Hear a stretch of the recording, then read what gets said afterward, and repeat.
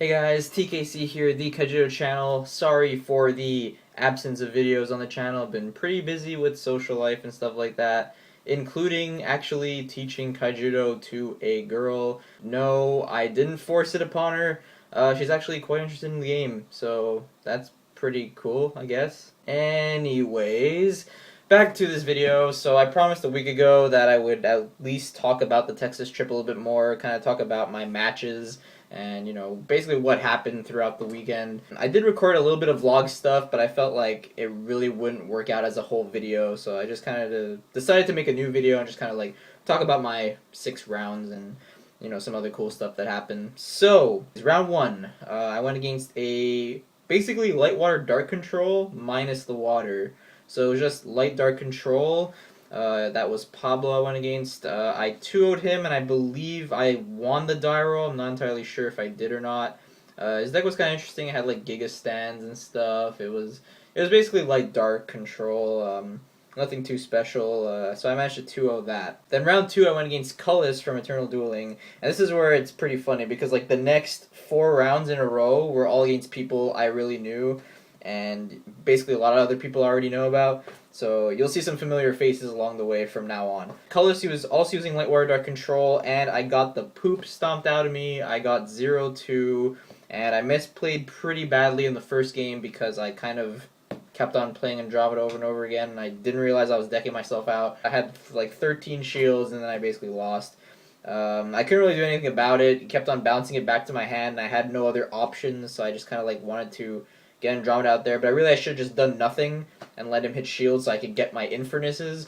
That was the main problem, is that Infernus is so good against these Light Water Dark controls. You play it and you have a really, really good chance of winning, unless they Death Smoke it or pit it, of course. But usually you Skull Shatter them before they do that, so you're pretty safe when you get the Infernus out on the field. But I never saw Infernus against Cullis, so that's why I got 0-2. So I learned from that game to never play Andromeda more than like 2 or 3 times, because I go through my deck really quickly with all the ramp and all the draw and all the Andromedas. Round 3, another familiar face, J. Matthew from Texas once again, also using Light Water Dark control. I pretty much played against Light Water Dark the whole day. So I actually won this one 2-1. I kind of lucked out. I lost the first game, and then I came back the next 2 games. The first game I lost, I did a stupid move. I don't know what the heck I was thinking, but I believe there was one point where I was down to like barely any shields left, and I memoried, and I could have memoried into Andromeda to kind of save myself next turn, but I didn't. Or no, he hit a memory. He hit a memory in my shields,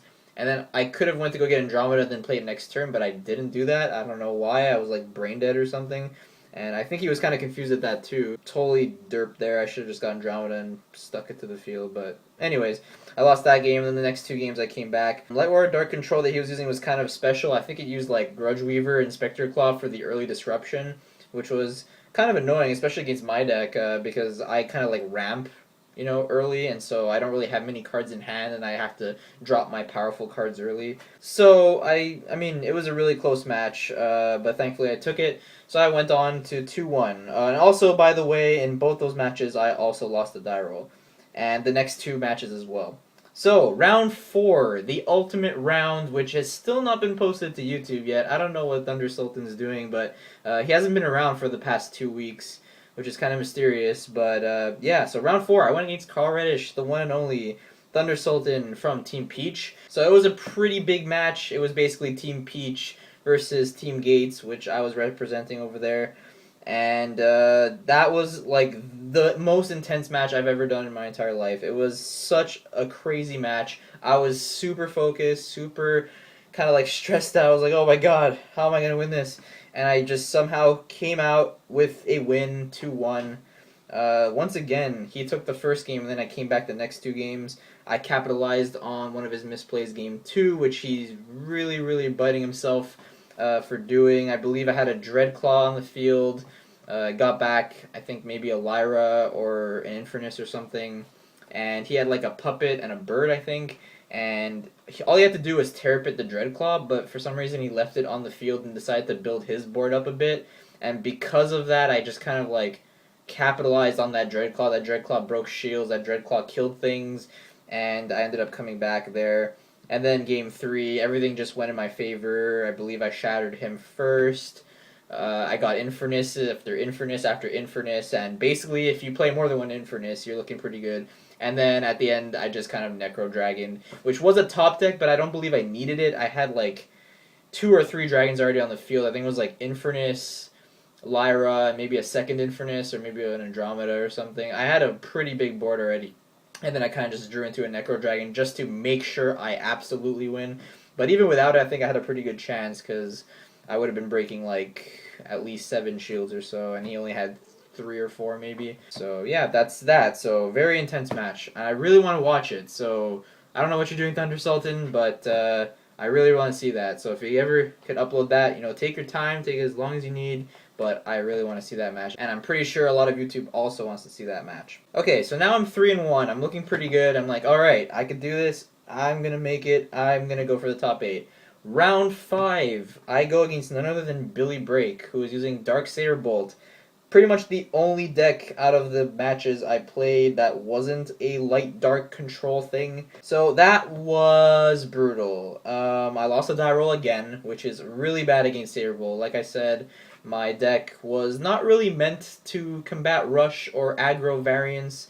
You know, Rush was pretty much insta-lose unless I got lucky. And Saberbolt, I kind of built my deck to kind of be 50-50-ish against it. But if I go second, it's kind of like a 35% chance of me winning, which isn't really too good. So now I was 3-2, and I'm like, oh, I might as well just play out and see what happens. And then round 6, I go against, I believe his name was David. He's on Team Puppet Master, I believe it is. I believe I have a YouTube account, so go check that out.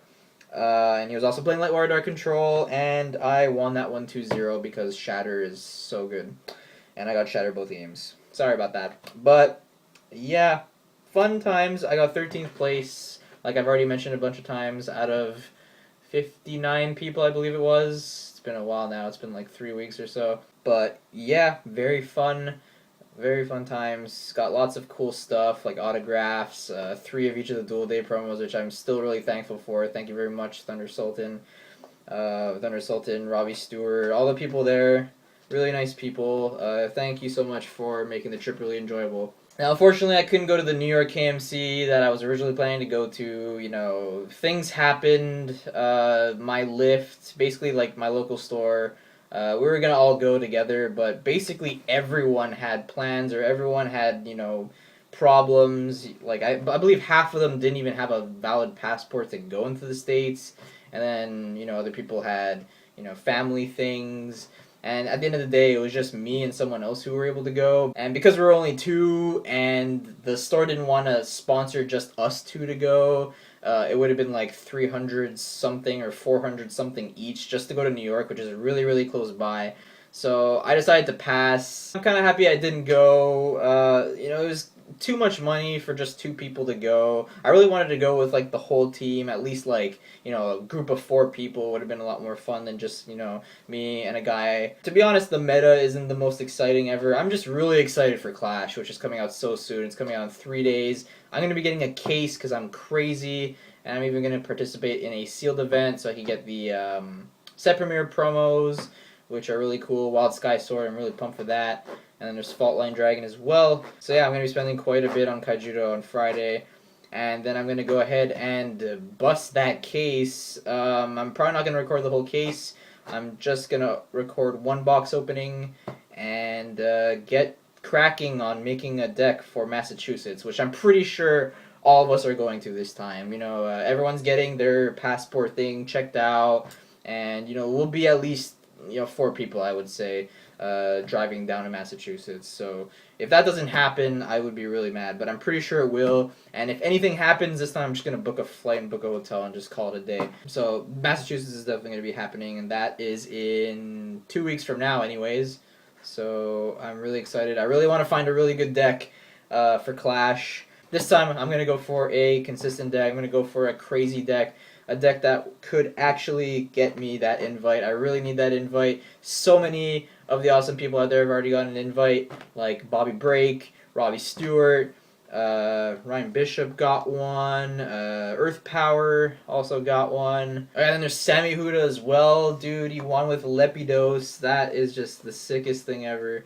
Congrats to you, Sammy. Awesome job. I can't believe you won with Lipidos. That's just so cool. Tons of cool people got their invites. But hopefully Clash will come in and kind of shake up everything, and hopefully the rest of the people can get their invites, like me and you know, the rest of Team Peach and Team Gates as well. I really want Aiden to get an invite, and you know, his friends as well. So yeah, that's pretty much just all I wanted to talk about right now, is just kind of talk about the report and talk about some other, you know, update stuff. I think I'm going to do also one more video to talk about all the KMCs that has been happening the past few weeks, and just kind of go over the top decks amongst all these tournaments. I believe we actually have a decent amount of the deck lists, and if we don't, we pretty much know all of the deck archetypes that have made the top 8 for all these KMCs. I believe we're already like halfway done with the KMCs, so I think like 10 or 12 have already been done. So there's going to be a lot of decks to talk about out of all those top 8s. And hopefully with that, I can give you a pretty good breakdown of what was the DragonStrike Infernus meta. And then from there, who knows what Clash will do. Clash will shake up everything, and I'm pretty sure Lightwater Dark won't be the best deck. I could be very well wrong. I'm sure a lot of people will still try Lightwater Dark, but with all these multi-civ cards, a lot of other decks are possible now, and they're a lot more consistent now with these multi-civ cards. So we're going to be seeing a lot of different decks out there, and I actually have a pretty good feeling that the meta will be really, really diverse, especially early on, and then maybe like very, very late into it, like at the end of the KMC season, we'll have a kind of definite, you know, top deck or 2 or 3. So I'm definitely looking forward to that. But for now, I'm going to sign out. This is TKC, the Kaijudo channel. Sign off. See you later, guys.